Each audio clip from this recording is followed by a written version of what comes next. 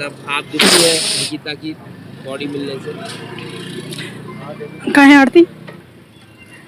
क्या चाहेंगे? देखिए, मैं परिमला रावत हूँ, एक राज्य आंदोलनकारी हूँ और 18 तारीख से अंकिता भंडारी लापता थी।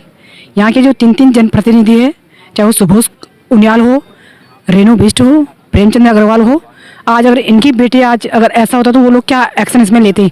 लेकिन आज बड़े दुख के साथ बताना पड़ रहा है कि उनकी जो बॉडी है वो यहाँ पे बैराज में मिली है 7 दिन के बाद।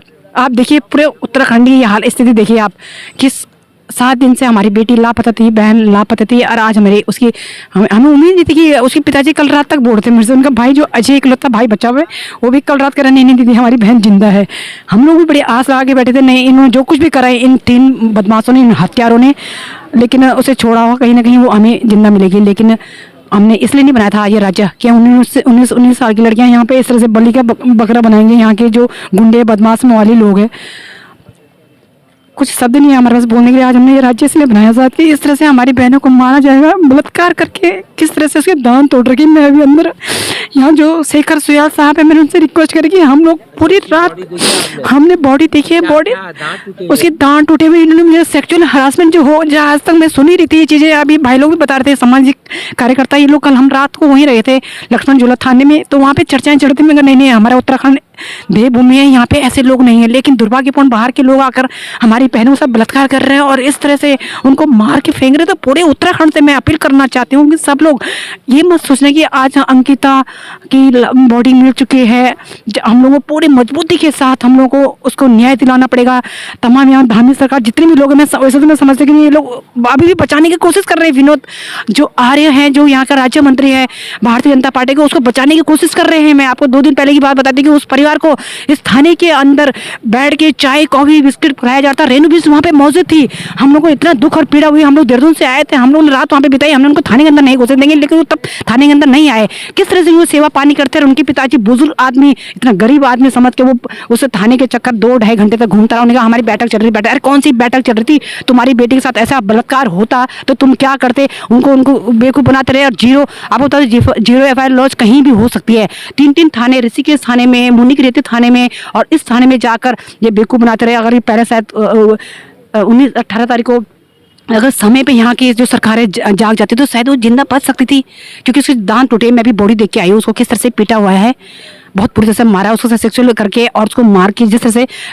मैं तो सरकार से ये कहती हूँ कि जब तक अपन 3 लोगों को, यहाँ की जनता से, मैं अपनी देवतुल्य जनता से अपील करना चाहती हूँ कि जब तक इन 3 को फांसी की सज़ा ना हो हम लोग पीछे ना हटे। और अभी मैं चाहती हूँ कि अभी उनको कल किस तरह, मैं वहाँ की कुड़ियाला की जनता को मैं बधाई देना चाहती हूँ कि किस तरह से हमको तो इन्होंने बंधक बना दिया था थाने के अंदर, हमको किस तरह से हमारे साथ लाठियाचार्ज करी इन लोगों ने, मार पिटाई करी।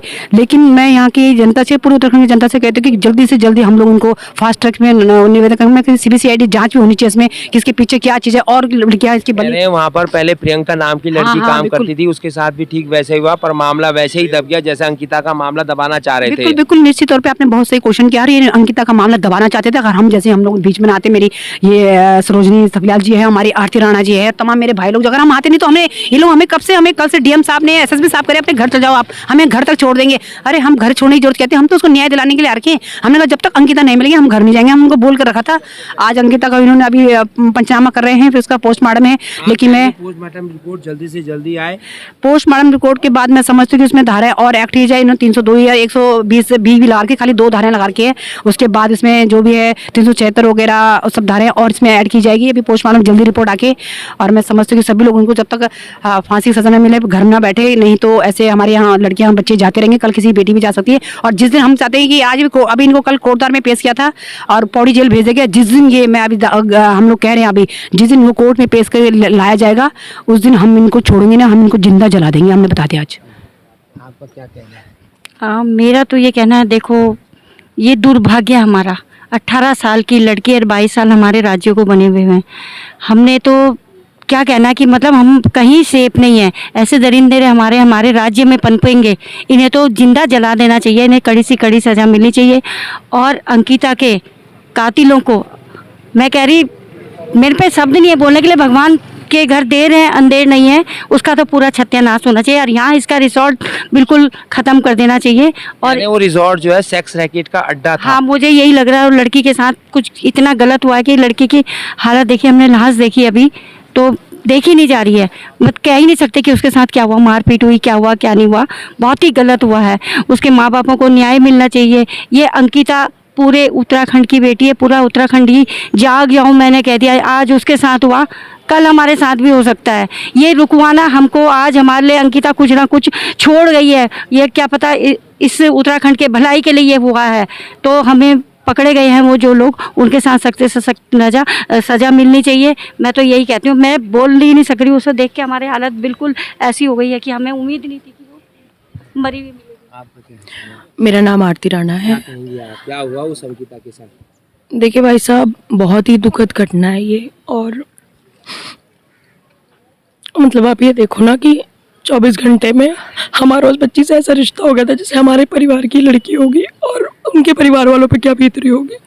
तो मैं तो एक लड़की होने के नाते यहाँ पे आई हूँ, क्योंकि जो चीज़ हुई है ये बहुत गलत हुई है। आपको लग रहा है 22 साल के राज्य में हमने 19 साल की अंकिता को खो दिया, ऐसा शर्म का राज्य हमने बनाया? देखिए, मैं तो कल भी हमारे डीएम साहब से बात हुई, हम रात भर थाने में बैठे रहे, और मेरा तो डीएम साहब से यही एक निवेदन रहा है कि आप इस जो ये केस हुआ है, इस केस के माध्यम से कैसा एग्जाम्पल सेट कीजिए पूरे उत्तराखंड के लिए, वो पूरे उत्तराखंड के साथ साथ पूरे हिंदुस्तान के लिए, कि अगर कोई ये धनबल वाले लोग हमारे पहाड़ की लड़कियों को अगर ऐसा समझते हैं कि उनके पास पैसे नहीं है और वो रोज़गार के लिए बाहर निकलेंगी, गरीब परिवार से हैं, तो हम उनको अलग तरीके से टॉर्चर कर सकते हैं। आप ये देखिए, मैं तो धन्य करना चाहती हूँ उस लड़की ने इतनी हिम्मत दिखाई। भाई साहब, उसका एक ऑडियो आ रहा है जो ट्विटर पे भी चल रहा है और सोशल मीडिया पे भी चल रहा है।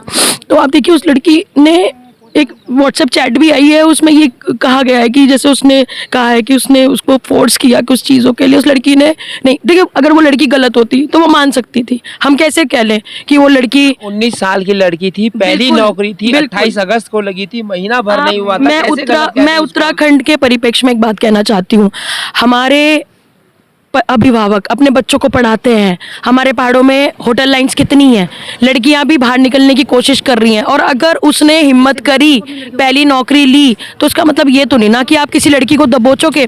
तो इस समय तो कानून को बहुत स्ट्रिक्ट होना पड़ेगा। मैं तो आपके चैनल के माध्यम से दामी जी से निवेदन करना चाहती हूँ कि इस केस को छोड़िएगा नहीं, और ना हम छोड़ेंगे। अगर हमें कहीं भी दिखा, हम एक दिन बैठ सकते हैं ना, तो हम तब तक बैठ सकते हैं जब तक न्याय नहीं होगा। ये बात सत्य है। धन्यवाद। तो धाकड़ धामी जी मातृ शक्तियाँ बड़ी नाराज है और आशा कर रही हैं, अगर आपने उन आशाओं पर पानी फेर दिया तो ये देर नहीं करेंगी उन हत्यारों को सजा देने में। इसलिए जाग जाइए। अगर आप कहीं सोए हुए हैं और 7वें दिन अगर उसकी डेड बॉडी मिल रही है और 1 महीने के अंदर अंदर अगर उनको हत्या की जो है सजा नहीं मिल पाई, तो ये जाग जाएंगे।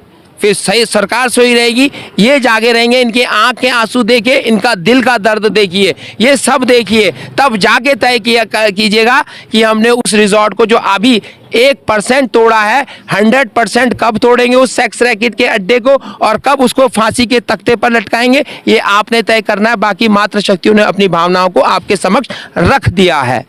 धन्यवाद।